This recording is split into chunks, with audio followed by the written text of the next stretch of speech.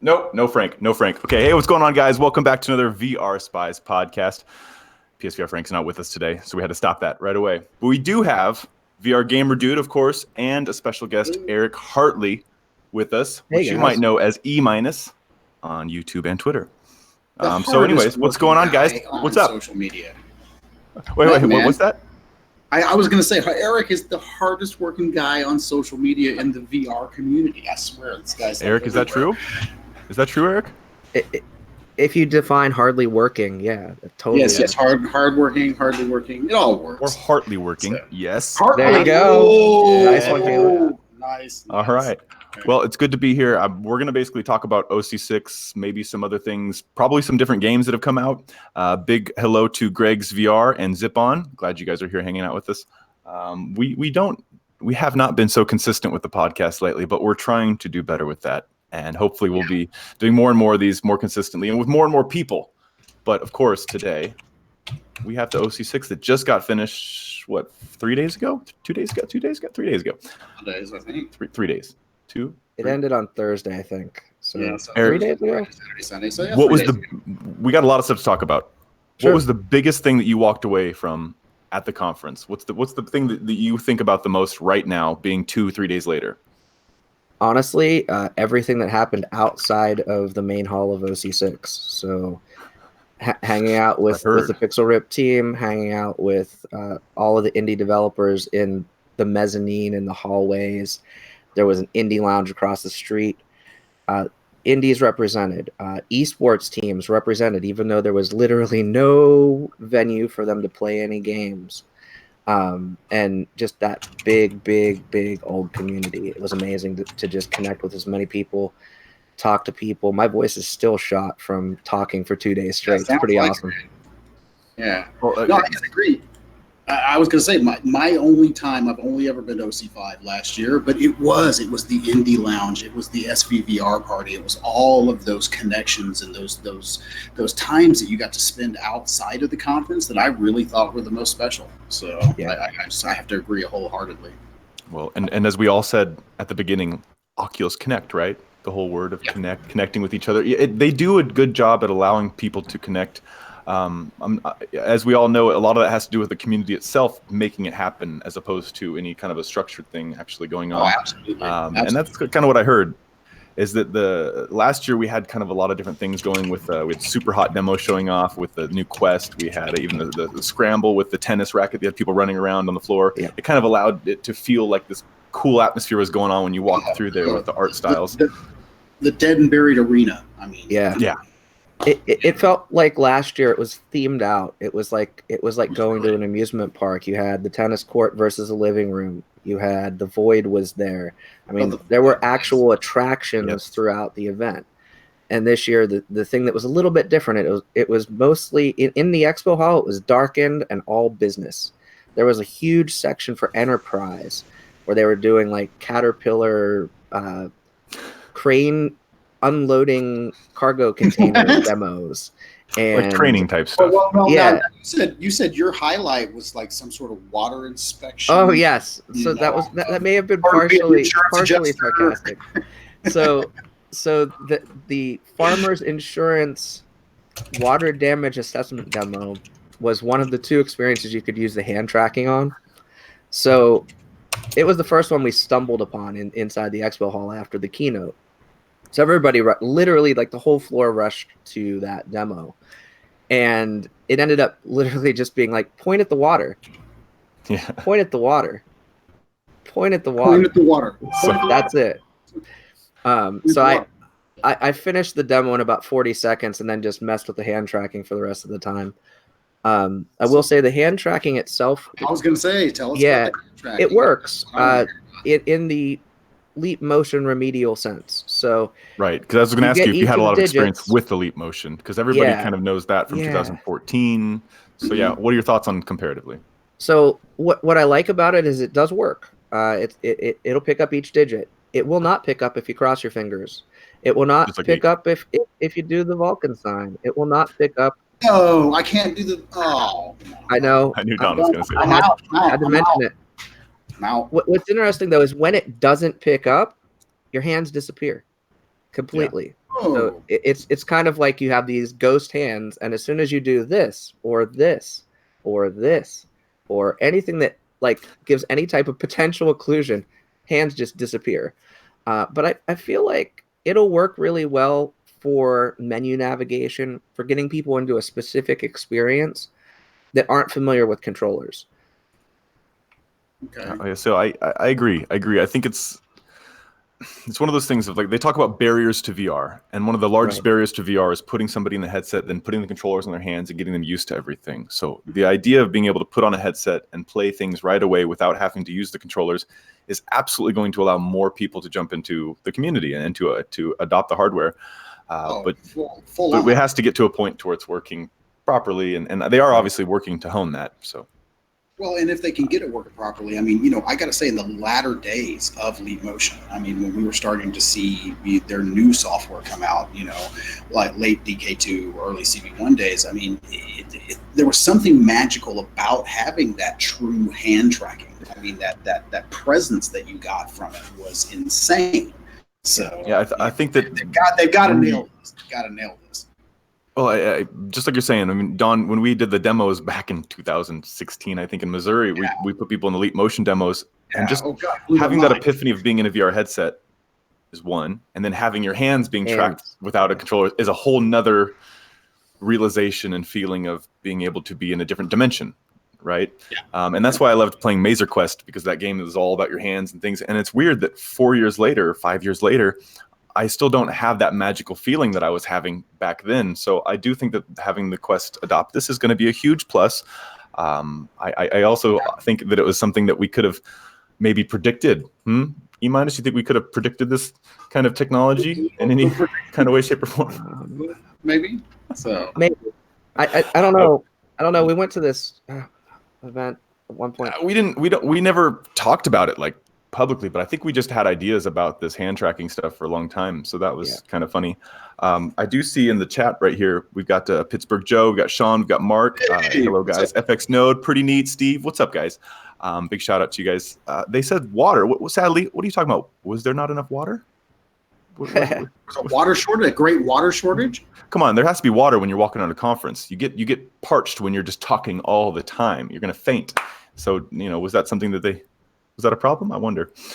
I mean, they gave us water bottles. I don't really remember where I put mine, but it was there. You could refill it. Oh, yeah. See, the water bottles. You mean these ones? Yes, exactly.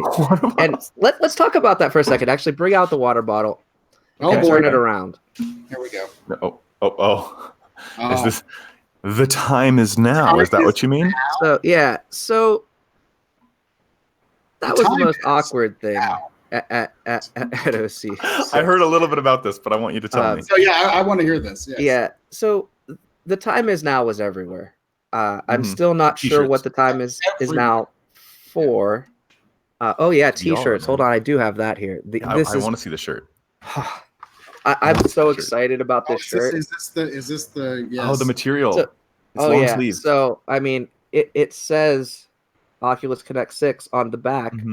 It does. It also on the sleeve says Oculus Connect 6. Couldn't long sleeve shirt, right? Yeah. It's what we all want when we're playing VR. Yeah, absolutely. And then on the front, the best logo ever. The time is now. The time is now. It's like, so that goes back in the closet now. But it was very awkward. They had people coming out on stage for the keynote, and it was forced, very forced. Like, well, for VR, the time is now. And at one point, there was a dramatic pause of VR is, and we're all just like, is it perishing? Is it sick? Does it need our help? What does it need? Is it stuck? Now. No, it's now though. Now it is absolutely. It was unfortunately it was Wednesday and it's Sunday now, so I guess we have to reschedule VR. So VR was Wednesday. Yes. But or is it now? I missed it. I'm VR, guys. I'm confused. VR. Hey, I'm gonna try to pay attention to chat. as well, as I want to keep us on track. But so right here, we've got, of course, Pittsburgh Joe saying he hopes we talk about the Pimax announcements. And we're going to definitely make sure Don reminds us of that in a second. But we're going to hold off. But Don, make sure we don't forget about that. And sadly, it's Bradley. I see what you meant. He's talking about the water demo. Yes, that's it blew his mind. The water demo blew his mind. Well, yes, Erik was already telling us about how awesome that the water point demo actually was there, Caleb. I think when it comes to training, I'm gutted now. I'm gutted that we didn't go because I'm feeling like I missed a lot. Hey, I genuinely love trying all kinds of things. For me, I mean, truly, when I go to places or conferences, concepts. The word concept, right? Being able to see a new concept makes my mind feel like I can do more. I'm more powerful now because I can understand it. I want to see the hand tracking. On the Quest. Now that brings up a good point. I think it's January. Yeah, no, I know it's January. So, but something that's been brewing around that. What about the Rift S? Why are we see the hand tracking on the Rift S? Easy question here. Okay, people keep talking about why it's not going to be instantly done. This is kind of, to me as a developer, like an instant obvious answer. Break it down. But tell the masses right now. The cameras aren't in the exact same spots. That's right. These cameras are not in the exact same spots as the Quest. All of the math and all of the algorithms for the Quest are going to be different for this one. But it doesn't mean it's not possible. It just means it's going to take time, and it's going to be a whole different development project. The internet is burning because, oh my God, they're abandoning PCVR. Because people are missing one concept there, and that concept is that the headsets are not the same. Yeah, that's why I wanted to get that out there. And they're built differently. The cameras are differently. They're literally different lenses on the cameras. We've got different everything. So we've got to configure those. And it's not that it's not possible. There's not a direct different timeline. It's a different timeline. And if you think about it, like the Rift S shipped with Pass-Through Plus. Going to be getting Pass-Through Plus on the Quest now. It takes time to build that parity with the two different models of headset. Exactly. So, one comes to the other, the other comes to the other. When I'm looking at the internet everywhere is like, the Rift S, they just trashed it. It's gone. It's obsolete. No, it's not. No, not at all. Seeing Damo put the Rift S 2019. The Rift S is not going anywhere, guys. Not at all. No, it's a great platform. You're not going to get that visual fidelity. I've been testing a lot of games. I know you guys. I know Erik for a fact has been doing a lot of the wireless testing, and and that cable is not going to develop to give you the same experience that you're going to get with that Rift S. You're not going to get the fidelity of tracking, and you're not going to get that latency down low enough. The latency. Glad you said that. Like you're on that's a huge part. You're not going to feel like PCVR. I guess this is a very heavy part of the conversation because it kind of jumps into the link cable conversation. But I definitely agree. I mean, Erik, you and I both know the comfort of the Rift S is by far 1,000 times better than the Quest itself. I will not sit here and play the Quest unless I'm purposefully out and about. Otherwise, I'm always going to put the Rift S on because it's that much more comfortable. If I was doing esports and I was going to make thousands of dollars for moving my body, I'm going to go back to the OG Rift because I want sensors that give me better tracking and actually get my controllers everywhere they go. So what I'm trying to do determines my headset right now, and unfortunately, there's not one that fits all. And when the link cable comes out, I think it's going to be an amazing opportunity to put more people into more VR experiences and for developers to sell their games. That's a huge plus. But it's not going to change the adoption of the headsets themselves. If you're sitting at home playing VR all the time, you want an S. If you're going to go out and about, you want a Quest. And if you do both, you want both. If the Quest was super comfy and you didn't feel any difference and the fidelity and the latency was the same, then we could say it's the same thing. But it's not, and it won't be. That's just a fact. So I do really, really love the link cable coming out. I did make a video back at GDC talking about how I thought that they were going to put the cable out. And the reason being is because I had heard Carmack and other people at Oculus talking about using USB-C. I looked up USB-C myself, and it's very obvious that it's capable of pushing the data. So that was kind of an obvious idea. I was surprised that they actually released the Rift S. I thought they were just going to do Quest with the cable at the beginning. So the whole, even having the S was a surprise to me. But also thinking about this, I'll wrap it up, from the LBE, location-based entertainment, VR arcades, we don't want to put Quests on people with the link cable. that's not comfortable and it's terrible. We want to put the Rift S on that doesn't have the IPD slider, preferably. And if it doesn't work for their hammerheads or for their, I got close eyes together too. If it doesn't work for those people, then you have to use a different headset, obviously, or the experience. To that, he was like excited that he actually got an IPD slider back. Because, right. 100%. And unfortunately, I'm sorry. Well, these LBEs, it's a tough place because you want to fit most people. But you also can't have a whole bunch of little dials and things that people have to adjust every time because it just doesn't work. So it's a big mix and mash here. Well, and I think I wanted to say real quick, one of the arguments that I saw that was like one of the perfect things over on Reddit this morning about all these people freaking out about, oh, the Quest is getting PC capability. I just bought a Rift S, whatever. Okay, we all know. If you have a powerful PC.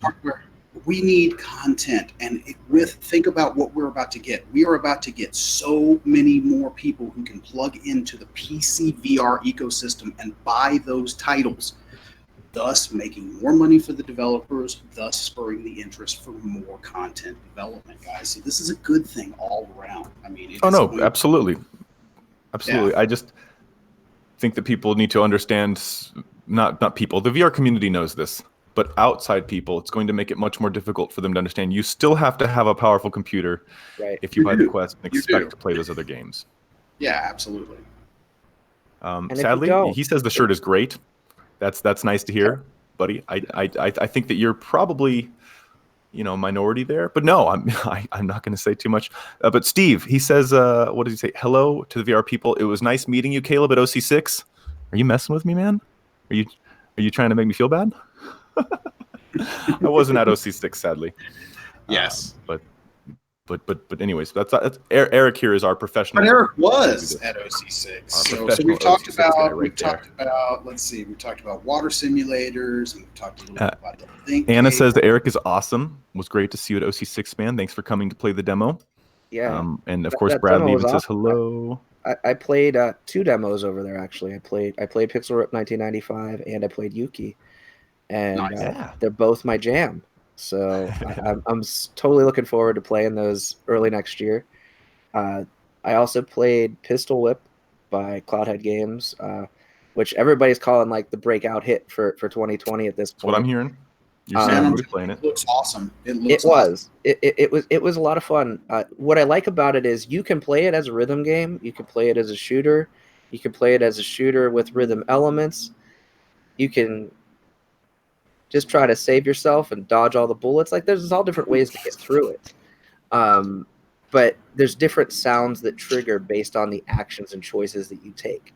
So if you wait to shoot until the other character shoots at you, you've got more like pings and ricochets in the soundtrack, in the beats of the soundtrack, which is awesome. That sounds cool. It really, the descriptions I've heard comparing it to like Super Hot, I kind of agree. The design is a little bit like that because you've got the bullets with the bullet trail coming towards you. Color schemes, I've actually seen some complaints about the color schemes because there's a lot of blacks in it, but I felt like it worked really well. It was, especially using a Quest, it was really immersive, and you're basically just fluidly trying to, it engages your survival instincts. You're trying to avoid as you're going. So all those contortions and movements you're seeing in the playtest videos, absolutely that's going to happen throughout the entire game. Well, and that's cool. Great for your body. Moving, you're going to be moving, you're going to be sweating, and it's going to be another one of those great VR fitness tie-ins. So cannot wait to check this game out. I guess I'm going to say, as far as the Bradley says here, so many devs are telling him that they're not going to bother developing Quest-only versions of their game now that the Quest link exists. I highly disagree with that, very much so, because having a port to Quest is not only extremely lucrative for developers right now, it is probably one of the best ways to get your media out in the world. I mean, considering that a lot of people are taking their Quests out and about, they're not keeping it at their homes. The best way to get other people in VR is to go to them with the headsets, not to bring them back to your room and say, hey, you want to go back to my apartment? I'll show you VR. Back to my place. I got to show you something. Yeah, I mean, like I was in Texas doing the talk, and then my speech coach and the other lady there had never played VR, and we were so busy I never got a chance to show them in an actual location. And the last night they were going out to have some drinks, and I'm like, I'm bringing the headset to you. So I took it out to the bar, and then you've got them playing with the First Contact and playing Beat Saber, and everybody's watching. But without that ability, I couldn't show them those games. So if you, or as a developer, decide I'm only putting mine on PC, you're never going to be in that position where people are experiencing your game for the first time. You're just kind of making it for the VR people. And like ours, a company, we're working on the 95. They're working on Yuki, as you said, and the Line VR, which won the Venice Interactive Award. Those all need to be on Quest. They need to be, because there's a whole purpose for that. And we're going to miss an entire audience. And my marketing perspective is that right now it's more lucrative in my mind to have a Quest port than it is to have a PC port. I firmly believe that. So, but having both, obviously they're going to sell more on the Quest right now. I think you will, because of the content. That's not going to forever be that way. Well, absolutely. But for right now, yes, I really do believe that. Well, and also your content ecosystem on Quest isn't saturated yet. I mean, you not at all. There are so many genres that don't even exist there. Exactly. That's exactly what I was about to say. So, and then games like Red Matter have shown us that games don't have to be ugly; they can be beautiful on the Quest. There's quite a few beautiful games on the Quest, man. I think that, geez. Well, okay, like it came out, so it's recent, and it got dropped at OC6, so it kind of ties in the Vader Immortal stuff. I mean, it looks phenomenal, too short, but it shows you that you can push some seriously decent graphics on that Quest. So and even Erik, you were talking about that, so.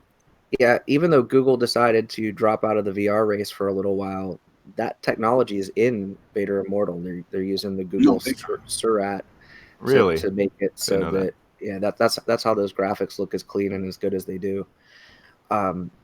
Vader Immortal. What was interesting about that?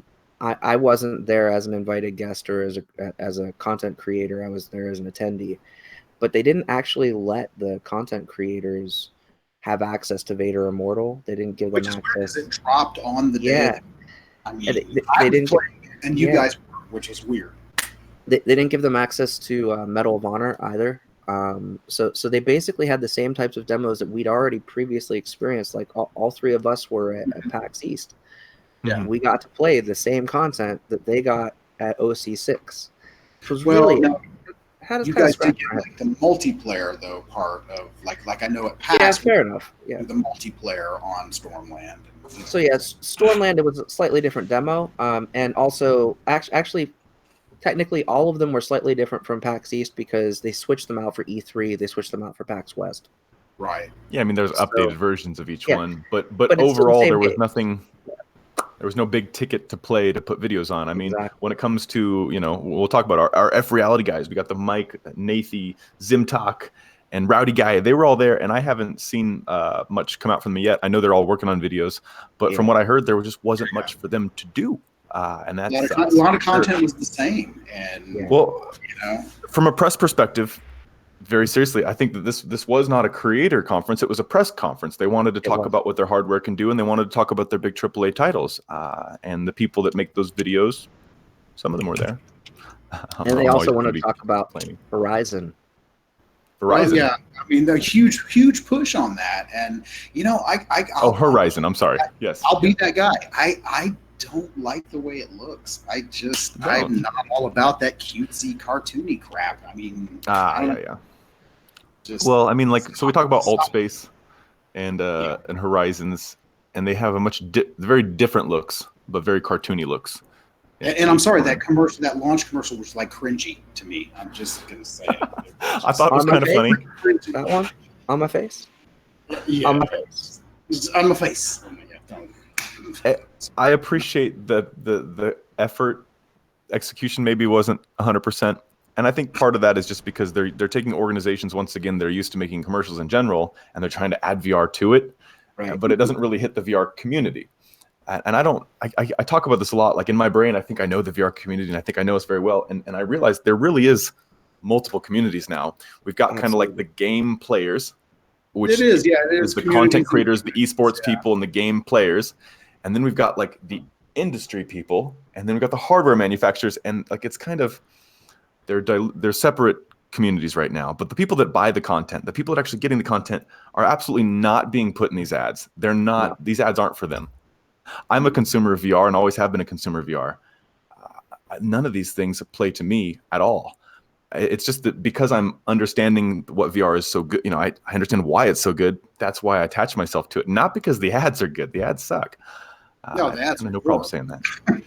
I don't have any problem saying it, and I'll call it like I see it. They're just call it like I see it. You know? My name's Don. But I can see it. That's right. Don't forget it. But anyway, I can see where they're going with it. I mean, they are trying to hit that lowest common denominator. That you know, but I don't know. It's just like, is that the metaverse that you guys want? I'm just asking. I mean, is that when you think of the metaverse? Is that Eric? You saw more of it than I did. I saw the trailer. You were kind of. What do you think? So let me tell you what they explained to me. So what they didn't actually have a demo that was publicly accessible that we could go play for Horizon. So that clip you saw in the keynote was what you could see, what we had access to. But they did have a live model of what they're going to launch with for Horizon. And it reminded me of like looking at a Disneyland model or looking at a Disney World model. Yeah. They've got different lands set up with little pods, similar to actually Viveport. If you've used Viveport M, yeah. I haven't yet. So it's got this little pod that you can. It's like behind you that you're walking out of when you get in. So these little pods are all over the place. What they envision for their main hub land is you're going to be able to go into other people's friends' pods, similar to Oculus Home or similar to Viveport or what have you, or Steam VR's Destinations, which was interesting. They also have a Destinations coming soon. Not sure what that is yet, but I was like, didn't somebody else already use that name? Yeah, I thought it's like they already have venues, but okay. Venues, destinations, horizons. Right. Okay. Yeah. So, and the other thing is everything is singular. So it's actually called Horizon, but everyone's calling it Horizons.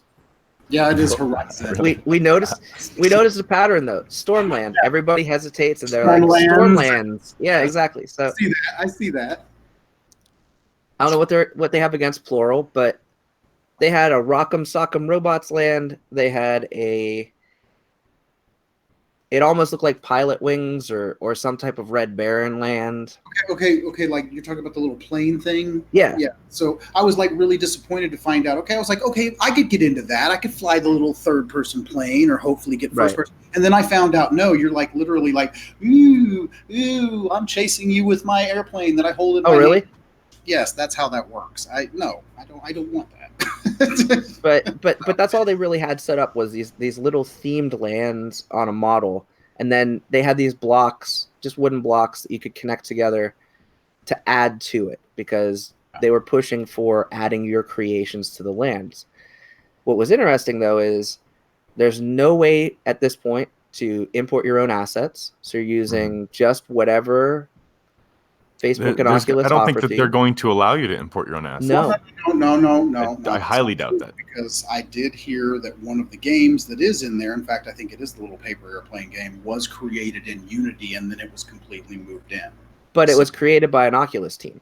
Well, yes. So what I heard is they are going to eventually open up that for content creators to bring. The moment you start... If you do, it's great. The moment you start allowing people to add their own content, you've got a lot of problems when it comes to Facebook and the organization. You know, let's say that we are a group that loves one thing that other people don't love, and we want to promote that one thing. You know what I mean? We can push that, and it's going to then make the internet go crazy. Look at these people having their own little VR world where they can hang out together, and it's all, you know. Not that I want to create a negative group, but there's going to be those things, and freedom and all that fun stuff is going to come into play. And what they said was their guides or like they're not calling them moderators. The people this is the fun part. Yeah, the people from Facebook and Oculus that will be representing this product. Real people in the virtual world. Yes. Will not be trying to stop people from doing things. It's basically they're just there to help. They're greeters. Hey, that's what it is. Greeters. Exactly. Okay, so we've gone through this in other VR places. We had Alt Space that had greeters. I mean, shoot, I used to jump into Alt Space and I would say hi to Lisa or I would say hi to Bruce, and they were always there. But they were moderators. Absolutely. That's right. So, which means that, and when we say this, I mean, like, do a good job at moderating in the beginning. Yeah, I mean, the thing is, those people understood the community, so they weren't just like picking on people. And the idea is you were trying to teach, not just ban people immediately. But if you walk into a world and you jump in and you go, "Holy shit, this is amazing!" You know what I mean? You're banned. Right, because you just popped in and cussed or something, and they heard it, and you got to realize your microphone goes to a system, and even if nobody's listening to you, if they have it onto a system that's recording you, and you say something, it can have trigger words, and it can then flag you, and they can go back and then listen to you, and listen to 15 minutes of you talking to your friends and all the things that you said. There's a huge privacy concern here, and I don't want to get stuck on it, but I do want to mention it because I'm going to be talking about things in there, and the next thing I know, I am going to. So like this whole virtual world, I completely avoided it in my last talk, although it was like I could have an entire talk. I could talk for 15 minutes about this. And that's the privacy concerns of virtual reality in the future. Having a headset on that tracks your eyeballs, tracks all of your physical movements, tracks your language, your friends, and how you interact with life. We need to absolutely, as a community, make sure we give our limits on what we want to be taken from that data. And right now, I think Facebook has complete full reign to do what they want. When I got the Rift original, I remember reading through, and everything says basically everything that you're doing in your room is recorded and is sent to them. Absolutely. Yes. It's just anonymous. Right.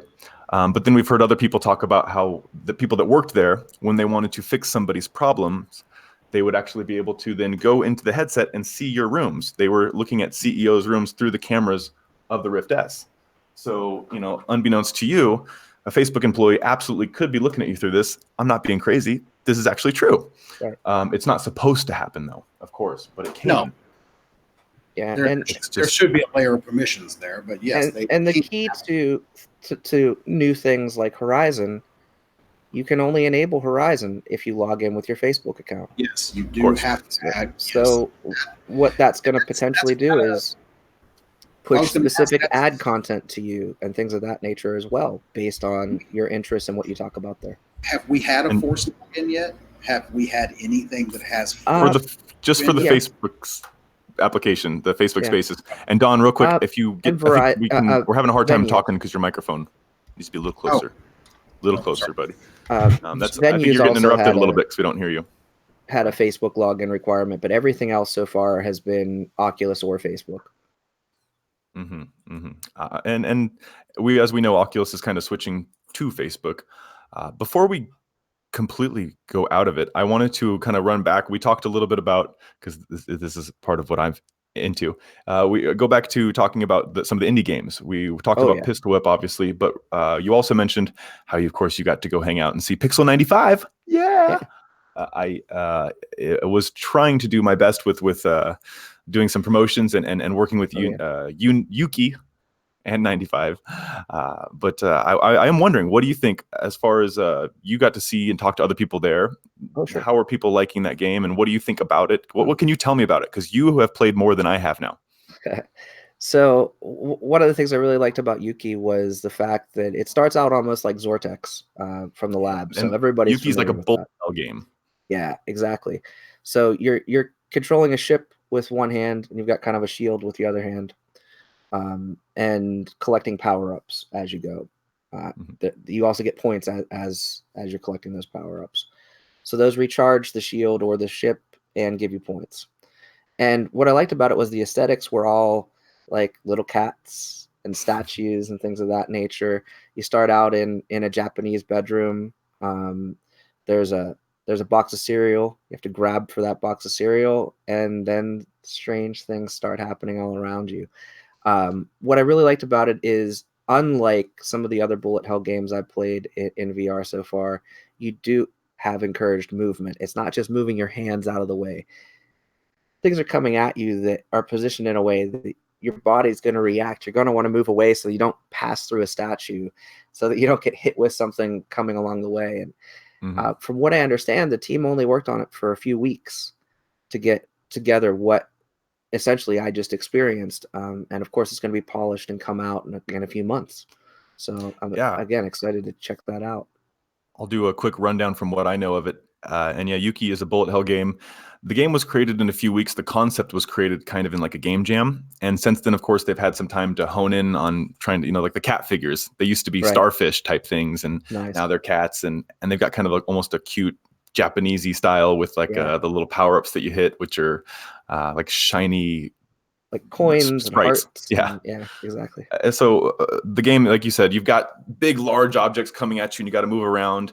You've got to constantly be moving your hands to get them around. But the incentive is that you get more points the closer you put your ship to the bullets. So like as you're getting points, you get power-ups, and if you kind of move the ship right next to the bullets, you get more of those. And you're kind of always moving forward in the world, but you've got bullets coming at you literally from all directions. And then at some points you do stop. So then you go from kind of moving forward to stopping, and then you've got 360 barrage of stuff happening around you, and you've got to kind of keep track of it all. I really like it because you have to remember, like, there's two guys over there and there's a guy here. Like, so you have to know there's bullets coming from both directions. That's what I enjoy about it the most. But the team has worked really, really hard. They've now got their custom soundtrack. They've taken out the placeholder stuff and just put in everything built from scratch. It originally was put for Springboard. So if you have Springboard VR, like for the arcades, it's already available at many arcades all around. And of course, we just put a new version, this one that you played, Eric. That one's going to go for early access on Steam, and it's going to be free for people to download. So very soon, we're going to have a Yuki demo free for everybody to play, and we want to turn it into a full-fledged game. And I think it's got a place. It's got a lot of fun. The art is just getting better and better. And I can't wait to see it. I mean, it sounds so cool. Yeah, each level is a little different too. Like one level's kind of bright, the colors change, the levels change, and it starts out kind of bright, then it gets darker, then it kind of gets a little bit brighter. And I think at one point you go inside of a cat bell or something, like like you're inside of a large bell, and that's when you're shooting the main opponents. And I had a lot of fun with it. I certainly got to stretch my whole body and got down low and got up high, so that was a lot of fun. But okay, so there's Yuki. And if you want to find it, it's at Yuki VR Game on Twitter and Instagram. At Yuki VR Game. What about 95, man? What'd you think about that? And what'd you hear from other people? Oh yeah, so I loved it. I actually have that's the first video I released because I was so excited. And I'll show some pictures of the game itself. Is going to be 6 levels from what I understand. You guys can all correct me. Anna can correct me in chat if I'm getting any of this wrong. But it's going to be 6 levels. The level I played was level 3 of the game, and you're in the primary character's name is David. He's the best player for Pixel Ripped A Dot to the Future. At least the version I played was Pixel Ripped A Dot to the Future and Cedric. Cedric is kind of like part of that Castlevania warrior, gonna go after Dracula clan. And I do have to say real quick, just since you said it, the team wants to be very clear. That's just for that level. The game is not just about Castlevania or just about that. It's about many, many, many games just for that one level. I love Castlevania though. So I said the disclaimer. So you end up. You said the disclaimer. Good. You get a little bit closer to Dracula's chamber in the castle, and Cedric kind of bows out, of course, because that's what your companion characters always do. Sonic and Knuckles just rolls away. Same kind of thing. The aesthetics are amazing. I really like the lighting effects in the bedroom, because as you're playing, there's a thunderstorm outside, lightning's flashing. You're able to see that reflection off of a CRT TV in front of you. The game console has kind of the 32X sitting on top of it. I mean, it's not a 32X, obviously. Yeah. Obviously not, but it's got that same type of attachment. And you're playing late at night, so your mom keeps coming in and saying, you need to get to bed. And eventually, she starts to grow more and more mad as the level goes. Nice. Not mad as in angry at you, mad as in she thinks she's crazy, which is amazing. But yeah, there's going to be other levels. Obviously, each level is going to be somewhat some vastly different from what I understand. There's going to be a beat 'em up level similar to Streets of Rage. At the end of the level that I got to play, the Cyblin Lord kind of turned into like a Star Foxy graphic character. So there's a big range there. And if you think about 1995 was a huge year for game consoles. So there's going to be a big variety too, because you have the SNES versus Genesis rivalry. You've got the dawn of the Virtual Boy. You've got all those different add-ons. So I'm pretty excited to see what we get early next year. And it is. I played on both Quest and on Rift S. It's beautiful on both. It plays really well. I actually, when I put the Quest on, it was already in the boss battle. I just picked it right back up the way that I had just played it on the Rift S. It played exactly the same. I mean, obviously, it's a little bit different image, just a tiny bit different, but it plays exactly the same. It's a great game. I heard every single person I talked to that played that game and played Pistol Whip, those were the highlights. That was like their games of show, even though you've got a AAA title over in that main hall that has a 4-hour line that even the people that played it didn't seem super thrilled with. Yeah, and that's what you said there is somewhat unfortunate and great to hear. I mean, it's so good to hear feedback. I mean, for the team, much more. I don't have any. I didn't make it. They made it. It's all their work. I'm just trying to push their work out there. But it's so good to hear that feedback. At the same time, it's not so nice to hear because very few people got to try it. It was we had a closed demos. We were doing them for media press. So most of the people that went to OC6 didn't get to try the game because there was no booth for it there. And the company themselves, they paid for the hotel room. They paid for everything. Oculus and unfortunately Facebook didn't give them any support at all to even come to the conference, to give them tickets, any of that kind of stuff. And from my perspective as like a creator and developer / marketer of this whole stuff, I just can't believe that the people that are working so hard are not getting some of these benefits that they really should be getting help from, in my opinion. Not only that, but Brazil, just if people even take a look at the currency right now, it is not easy for anybody from this country to do anything in this technology world. It's literally 4 times harder for everyone here to do anything. And that's just true. I'm here and I can experience that. When I'm in America, stuff's easy. When I'm here, it's just so much more difficult and everybody has to work so much harder. So when you see these games coming from the company, I really hope people at least understand the passion and the care and the amount of time that these people spend doing it. Most of the people that are on the team don't get to go to the conferences. They don't get to be a part of the community. Right. So very happy to hear that. And of course, sadly, it's Bradley says, the placeholder voice actress did an amazing job. And yeah, right now, it's just the team. The people that are making the game are actually doing the voice recordings. I know several of them are in the game. I believe Barbara is the one who's doing the voice for the mom, and yeah, it's pretty cool. Did you notice anything about? I mean, obviously the graphics are different from 89 to 95. Mm-hmm. What was the biggest difference in graphics or visualizations that you remember, like the animations or anything style? And I'm just asking. I really feel like that the lighting was really the highlight for me. Yeah. Having the different lighting, also. Having a game where you're playing on a CRT screen, same type of experience with something like an MUVR or something like that. In VR, it works really well. So having that virtual screen in front of you is very cool. Obviously, we had the little LCD screen for Pixel Ripped 89, which also worked, but it feels different. It really does. Well, one thing I could say, which I thought was really cool, I was sitting there working, doing some stuff, and I look over, and I see Barbara, one of the people on the development team. She's got the headset on, the HTC Vive. She's got the trackers on, the belt and the body, and she's walking through, and they're actually used physical, mocap, basically motion capture to capture the mom walking through the room and doing stuff. And of course they had, Anna and the team had to touch it up and make the fine adjustments, but it was kind of cool how they're actually using real physical movements to kind of get the animations down, and it makes it feel much more real when you're watching it. Shout out to Nathy for saying, yeah, the game should have been on the show floor. There was so much space instead of the filled benches and huge plants. Indies deserve more. I believe it, man. Like, so here's a question: did Pistol Whip? Did that one have a place, or they were just showing it to people? Right? Pistol Whip was literally like on the balcony. Of the convention center, wherever they could find a spot, they would park. The other people that were there that didn't seem to be all that invited, the folks that made Job Simulator, Alex Schwartz and Cy Wise. Really? Alchemy? But they've since left. Yes. Alchemy. So the original two of the original founders of Alchemy started their new company, Absurd Joy. Some of it's actually being backed and funded by the new Beat Saber fund that was announced about a month ago. So they've raised around $4.5 million worth of capital, and they were there to basically hear pitches and hear from other VR developers, whether indie or large or what have you, see what they have to see if they can help them out.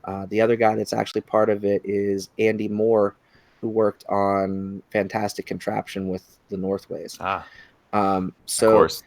So pioneers. Like these are the exactly the VR pioneers coming together, and they were like sending out tweets every 2 or 3 hours, like, so we finally found a spot where they're not going to kick us out over here in this hallway next to this other random boardroom that we can't go into. It was really surreal. I did like the fact that everybody could carry around a Quest, though, because you can carry a Quest either in the Quest bag or in your backpack or whatever, throw that down.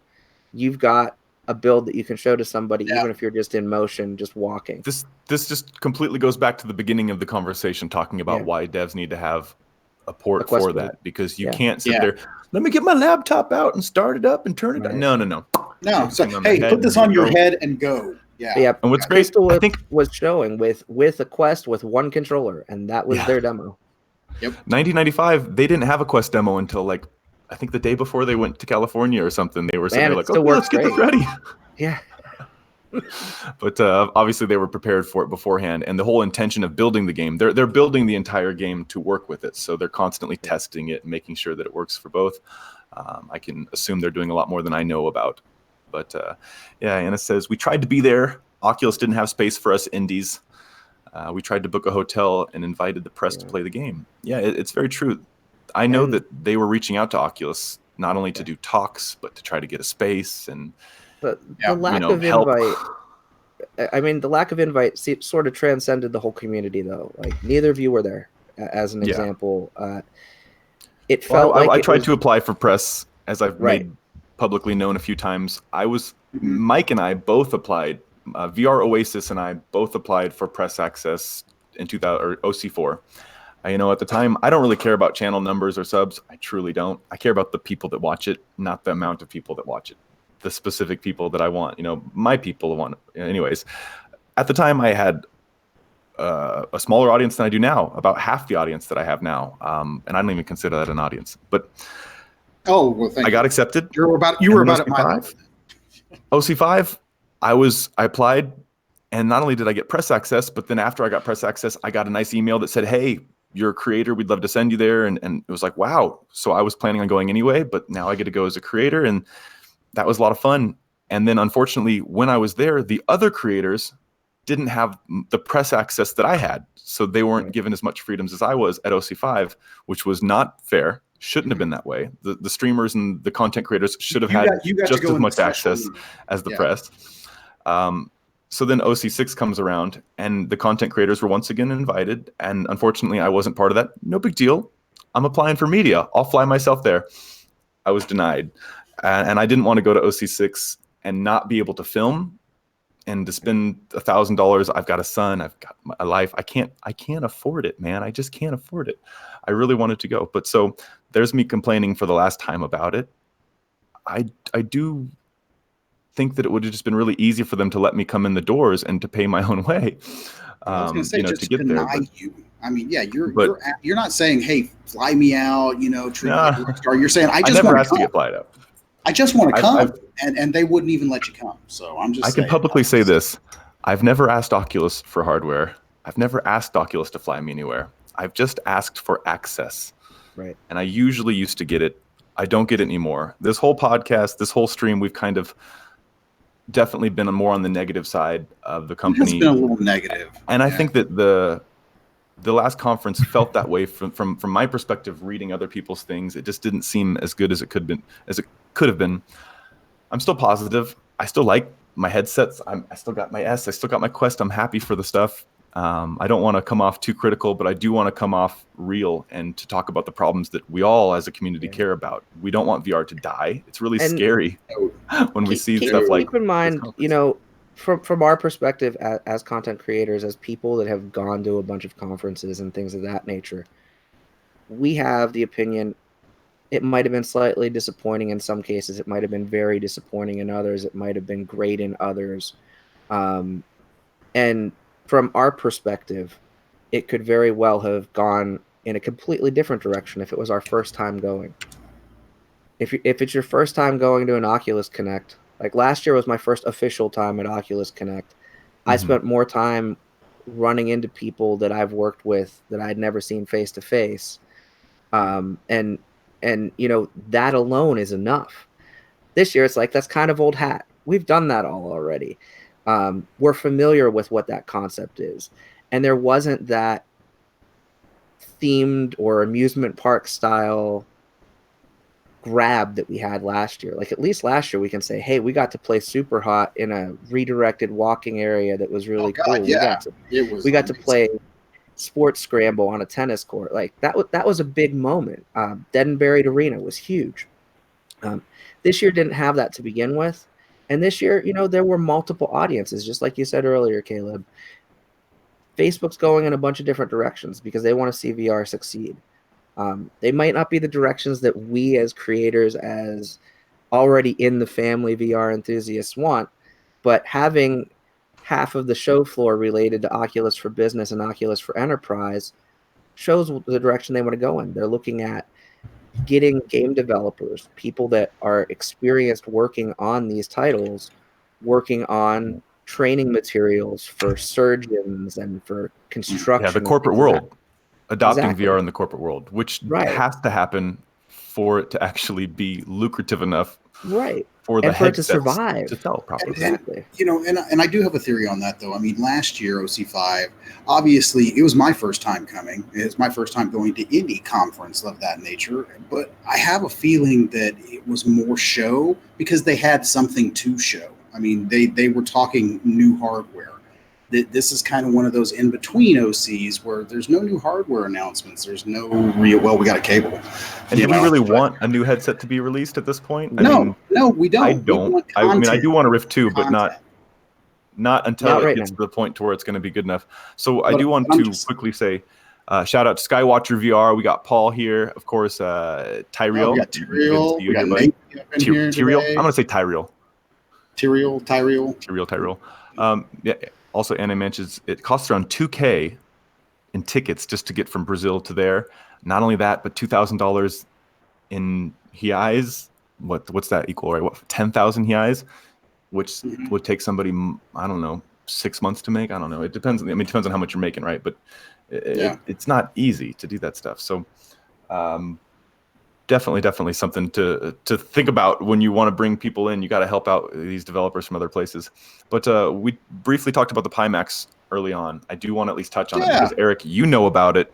Don, you're trying to upgrade your Pimax, and I saw the new cool picture of the newest. Was it 8K or something? Like, it's got like the super fine. There's a few. They had there's quite a bit of announcements that came out of Pimax Day the other day. So we had Sweeviver and Kevin, the COO of the company, doing a little stream right from here in the stateside, which was interesting. So they actually did that from their offices in Florida, where they finally came together and announced a lot of what the backers have been waiting to hear. So some news that the backers were not happy with, that I'll tell you. So they've got some new headsets coming out. They've got the 8KX coming out. They've got the 8K Plus coming out. I know it's like, how many headsets is Pimax going to release with different numbers and different monikers? And Jesus, it's like all over the place. But 8KX, I don't like it. I agree. They really need to slim it down, man.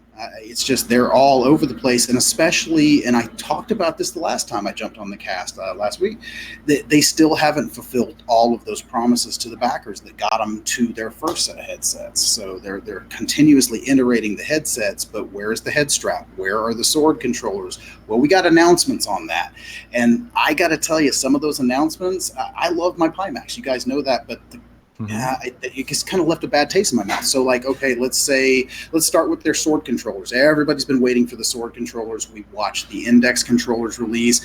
Well, unfortunately, it's taking them too long to do the sword controllers. So now they're just telling their backers who have been waiting for these controllers, hey, just go buy some index controllers from us, not from Valve, and just pay us a little extra money. Well, it ends up actually being more expensive to buy these index controllers from Pimax than directly from Valve.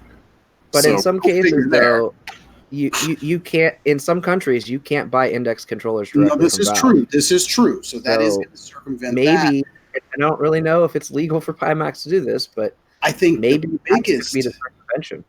That might be something. But I think the biggest thing that left a really bad taste on a lot of the backers or the earliest backers' mouth, the eye tracking. So they finally announced their eye tracking module. It's by Seven Infant Sun, who we know is also doing an eye tracking module for the Vive and the Cosmos. And the backers that were told they were going to get it for free are now being told they're going to have to pay $200 for it. So that one did not go over well with the community. They do have the modular audio strap, which does look kind of cool. It's a very rigid strap. It's got these speakers built onto it, kind of a la the Index, but I'm going to reserve judgment for when I actually try it as to whether it'll be as good as the Index speakers. But apparently you can actually like pull the speaker off and put headphones on, so that's pretty cool. A lot of this stuff we're going to see shipping by the end of the year, or at least that's what they say. So more to come on that. Caleb, you are right. I am in the process of getting mine replaced because I am having the cracking issue. This little tiny crack. Well, I'm gonna add. I got a kind of a chunk missing there, and about 5 Did you get a response from them going down the bottom. About yes, I did, and that has actually been fixed in all of the new models going forward, and they have been good. Did they say they're going to replace it and give you an updated version? I'm still waiting to see if it's going to be an updated version. And I'm not going to lie, I'm hoping it will be because, I want to see their latest model and I want to go ahead and, show the world, what I think of that. So more to come on that. I am waiting patiently for an email to come back. So Nathan says they should follow their Kickstarter roadmap. Instead, they try shifting. I agree. Trying to buy time and escape their promise. Yeah. No, I agree. I absolutely agree. I'll do that. The other thing they did announce is their hand tracking solution. Yes. So it's by what used to be Leap Motion. So Ultra Gear, I think or Ultra Leap. Sorry, Ultra Leap is the new name. It's Ultra Haptics and Leap Motion. Combined. Yes. Did you see what Skywatcher says? He says, has anybody used the touch or thought about putting the Quest's touch on your feet while your hands are tracked by the cameras? You can't. Could it happen? No. Yes. I was going to say they can't. I don't think they can mesh. No. Could they do it? Yes, but no. John Carmack actually addressed that. It's two completely different systems. So you can't with the Quest if they add hand two tracking operating systems. Yeah, if they add hand tracking to the Rift S, possibly because there's more bandwidth there. But with the Quest hand tracking, it turns off the controllers, so you either have hands or controllers. You can't do one controller, one hand. That's fine because this goes exactly with what we said. All right, Eric. If we have the cameras already tracking our hands, they can track our feet. That's right. More. Exactly. Well, wasn't there some sort of a rumored full body tracking possibility? I'm not going to go there. Never mind. Sorry. Nope. That was bad. Bad. Nope. There's about 4 people that are like, I see what they're doing here. Yes. Yeah. No. Here's the big truth, though. In the future, there's not a doubt in my mind. Cameras are capable, especially when there's more than one, like 2 or 3, to actually allocate 3D areas very easily, which means that potentially we could have a headset that tracks your entire body and your area and your hands and your legs and everything. It's a matter of time, not a possibility. And the people that put those chips in cell phones and headsets, Qualcomm already have one that's ready to support 13 cameras for VR and AR sources. Only? 13. Wow, only 13? Only 13. My amp goes to 11. I mean, I'm just VR saying. Paradise DLC. So, you know. I know that game. I've never played it, but I do know about it. No, I mean it is, and it is funny, you know. I mean, just like every new headset that comes out, it's like, well, we've got one more camera. So you know, we've got like Cosmos. Cosmos is launching any day now. Thank you for saying that. Dawn is going to be able to do some Cosmos review for us soon. I am. I've got Dawn. I've got them too, but I'm not there. Yes, I know. They're sitting in Florida. They're sitting in Florida right now. Doesn't that piss you off? Mine is sitting like 9 minutes up the road and has for like 2 days, and I can't get it because FedEx is like saying, no. An 8-hour flight away. Yeah. It's only an 8-hour flight away. I have a Quest and a Rift S. Yeah. That's the same thing. I am looking forward to playing with it. And, you know, it's kind of funny because I want to back in because you were talking about the different tracking systems. Somebody was asking me the other day in conversation, you know, hey, what about using because we were talking about the controllers and everybody says, oh, they're 2 hours and I really would prefer to use the index controllers with it and blah, blah, blah. Somebody was telling me that you can't use the index controllers with the Cosmos because Steam VR doesn't support the 2 tracking systems simultaneously as well. So I'm curious to see how that would work. What does Caleb do? You just stacking stuff up? These are my Oculuses. Your Oculuses? These are my Oculi. I don't know. Your Oculi? Yeah, I mean, I have a lot of love. I support the company, man. I just it's one of those things, man. What's going to be next? Who knows? I'd stack mine, but they would all be from the same company. Hey, you know what I want to see? I like to support all VR. I want to see Voodoo do it. Oh my God! Voodoo hold his headsets. I think he has 35 of them on the wall. I was going to say he's got well, because he just got a Pimax 8K too. So oh wait, no, he got the 8K plus. The 8K plus, he just got that. The 8K plus limited edition. Yes. Blazer. I'm just throwing more words out there. Laser. It's probably real. Well, hey, we're going to slowly start wrapping things up here in the next few minutes. I want to make sure you guys talk about anything you didn't get to talk about. And, of course, we'll be back next week to talk about more. But, yeah, it looks like we've got, sadly, it's Bradley still in here chilling out. Thanks for all the guys who are actually hanging out and everybody who's here watching us right now. Yeah, for sure, man. I really appreciate you guys being here. And if you want to talk about something or hear about something, please ask the questions. We don't want to be anything other than, like, just helpers of the community. We want you guys to come on. I mean, Erik messaged me and was like, hey man, I can come on if you don't, have anything to talk about. And it was like, Erik, get your butt over here, man. I want you to come talk, hang out. So it's just a matter of reaching out. And we had sadly Bradley on last week, which was an awesome conversation. And he's definitely coming back again. We'll talk more about that.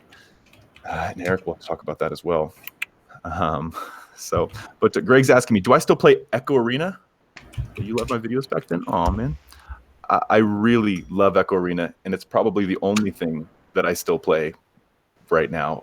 When I have time, I jump into the old Arena place, and it's weird because for 2 years it was the same people, and now I find a lot of new people in there. And the benefit is it's even going to get better. Rockstar again. With Quest, when it launches on Quest, think about how many new people are going to be in the Arena. Right. So I saw that they were doing the alpha. I didn't hear anybody actually telling me.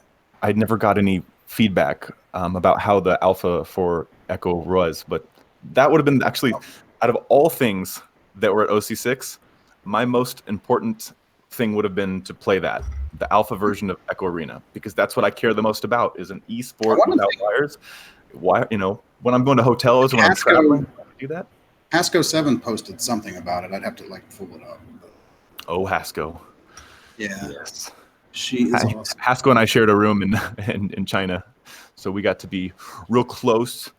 Get to know each other and talk too much. Okay, let me real quick tell you. She is so awesome. She reached out to me like the week before OC6, and she was like, "Dude, if you can just get here, I've got a floor for you to sleep on, and I've got a ticket for you to get into the show." So God bless that lady. She is amazing. Unfortunately, I couldn't fly. I couldn't even afford the flight, but it's just having people like her in the community. Those are the people. So there's a couple of questions I want to get to in chat. Yeah, go ahead. First, there's a comment from Pretty Neat VR. He's gonna go pick up your Cosmos for you. Oh, he is. Okay. Test it out a little All right, It's over there. It's over at the FedEx over by MSU. You can pick up. Pretty neat. You can come to Florida, pick up the Cosmos, and make sure to pick up the other microphone. He needs to pick up the other Snowball. Yeah. Oh, yes.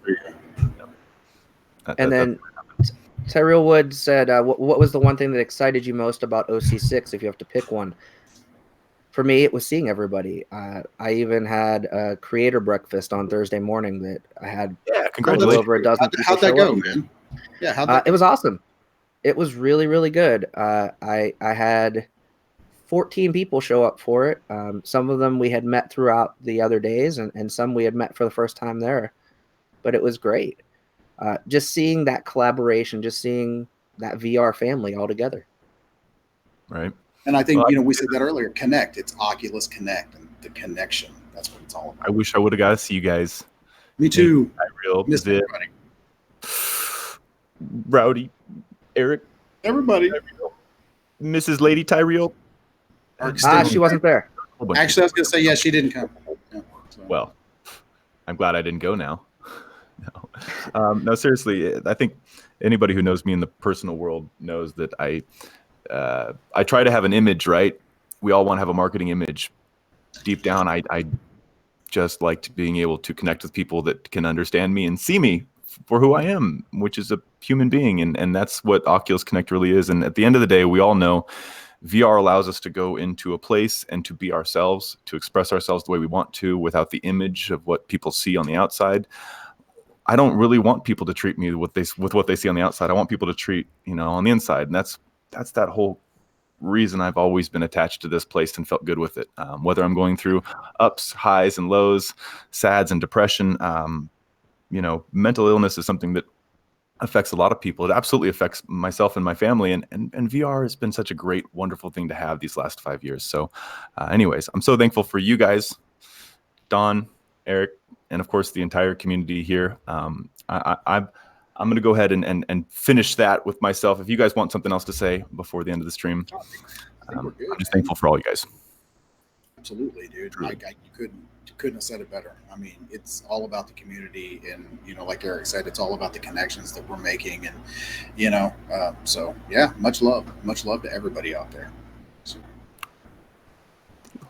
All right, Erik, send it off. Send it out. Send it out, man. Send it out. Man, this is a lot of pressure. Yeah, I know, right? Do it now. What would you usually say to end something? Thanks everybody for being here. Seriously, we had 20 people watching. Yeah. For something that we just literally started 5 minutes before we started. So it's awesome to see all of you here. And these guys will definitely be back. We'll be back here next Sunday. Make sure you check out VRSpies. They're good friends of ours, good friends of mine. Of course, I think they're normally Saturdays, right? Yeah, exactly. Yeah.